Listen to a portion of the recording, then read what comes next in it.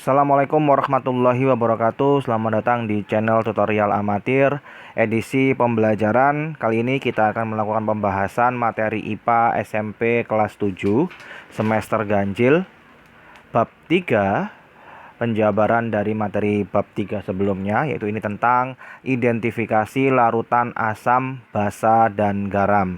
Jadi pada materi sebelumnya itu larutan homogen itu dibedakan menjadi 3 larutan, yaitu larutan asam, basa, dan garam. Nah, pada materi ini kita akan membahas lebih spesifik, lebih luas tentang ketiga larutan ini. Oke, langsung saja kita masuk ke pertama, yaitu tentang asam, larutan asam, yaitu zat yang di dalam air melepaskan ion H, ion hidrogen.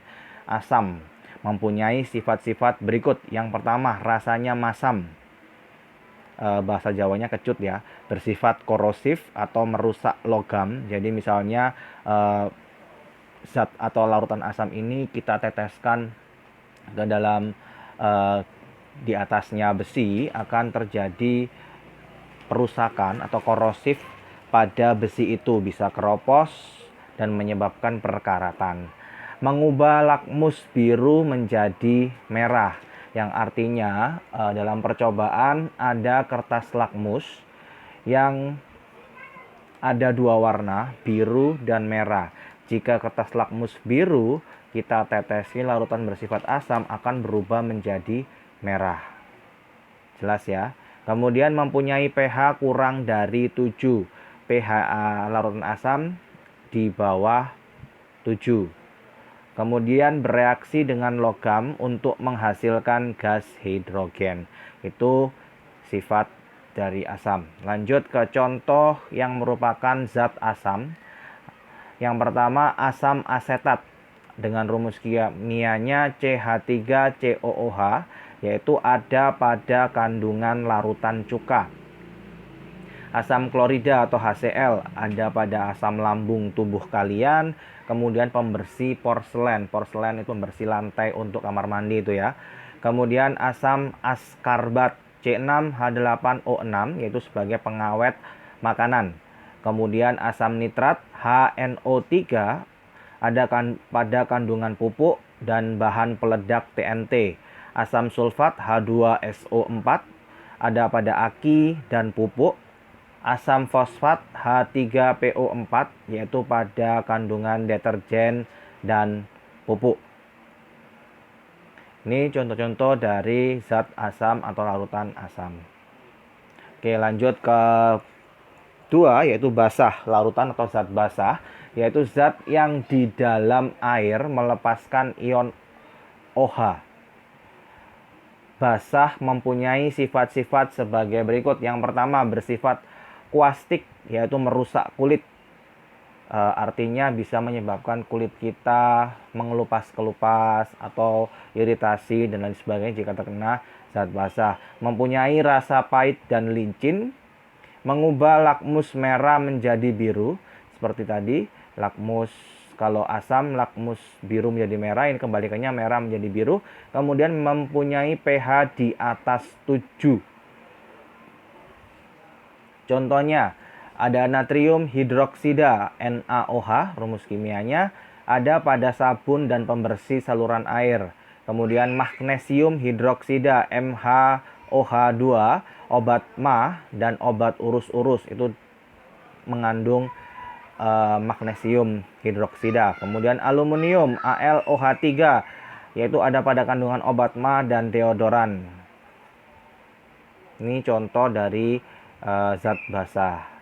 Kemudian yang ketiga yaitu zat garam, yaitu senyawa yang dihasilkan dari percampuran antara reaksi asam dan basah. Ya, sifat-sifatnya umumnya memiliki rasa asin karena garam ya, tidak mengubah lakmus biru dan lakmus merah. Jadi bersifat netral karena percampuran antara asam dan basah. pH-nya itu tengah-tengah, yaitu 7. Nah, jadi garam ini netral, pH-nya 7. Kalau pH di bawah 7 dia bersifat asam. Kalau pH di atas 7, 8, 9, 10 dan seterusnya itu bersifat basah. Jelas ya. Jadi garam ini cuma satu, ada di tengah-tengah, yaitu pH-nya 7.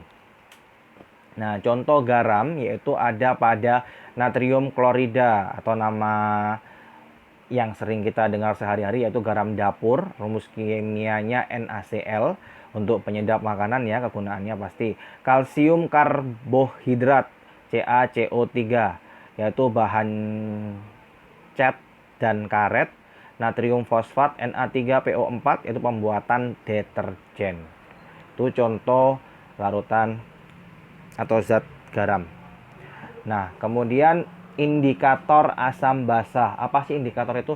Yaitu cara kita menentukan suatu zat tersebut termasuk zat asam atau zat basah. Nah, ada 3 indikator di sini. Jadi kita melihat secara langsung seperti ini. Oh, itu air gula ini termasuk apa ya? Asam atau basah? Kita kan tidak tahu.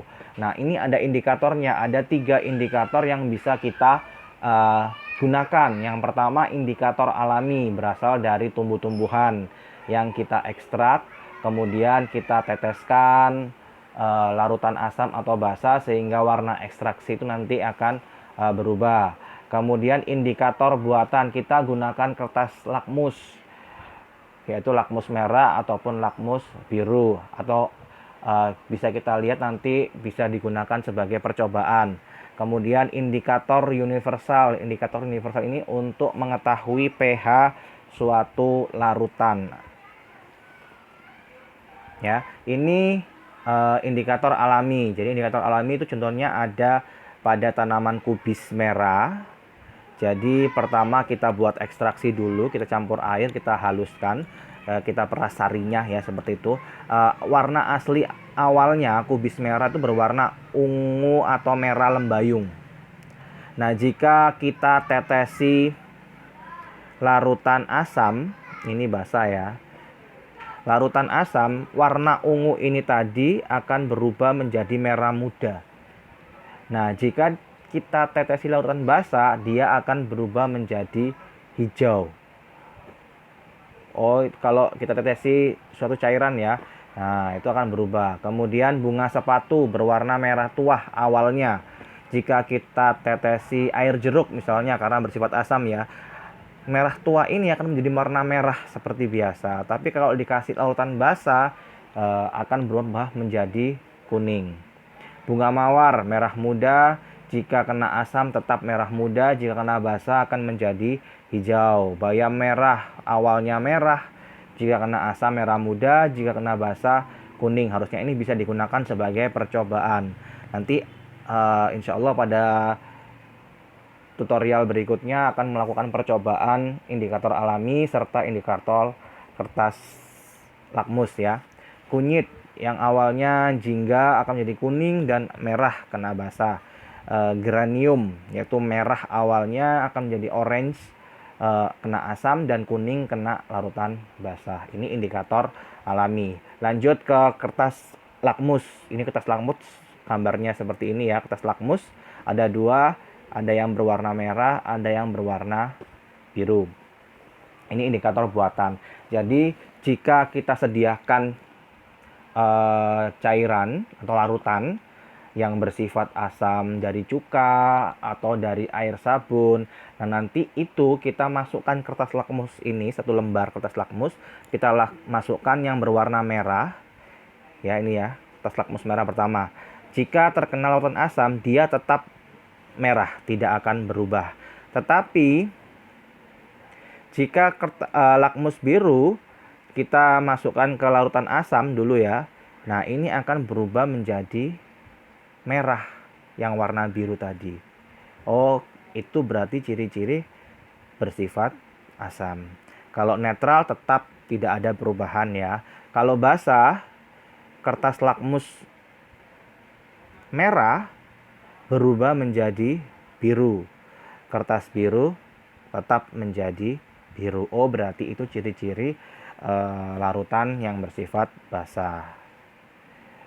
Jelas ya, nanti insya Allah pada tutorial berikutnya akan saya berikan materi praktikum IPA ya. Lanjut ke indikator universal, yaitu untuk mengukur pH.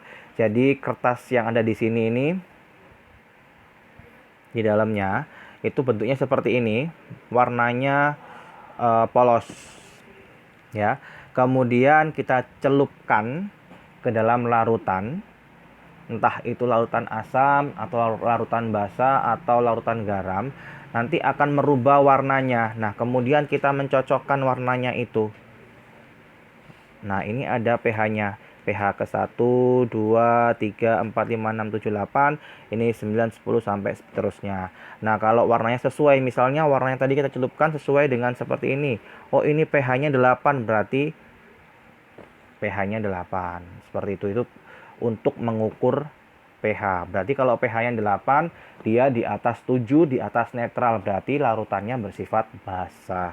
Nah, kalau larutannya pH-nya 3, berarti dia di bawah 7, di bawah netral, artinya dia larutan asam. Jelas ya? Oke, sekian pembelajaran kali ini. Terima kasih, semoga membantu kalian dalam pembelajaran dan juga semoga bermanfaat. Jangan lupa untuk klik subscribe agar channel ini lebih berkembang. Terima kasih sekali lagi. Wassalamualaikum warahmatullahi wabarakatuh.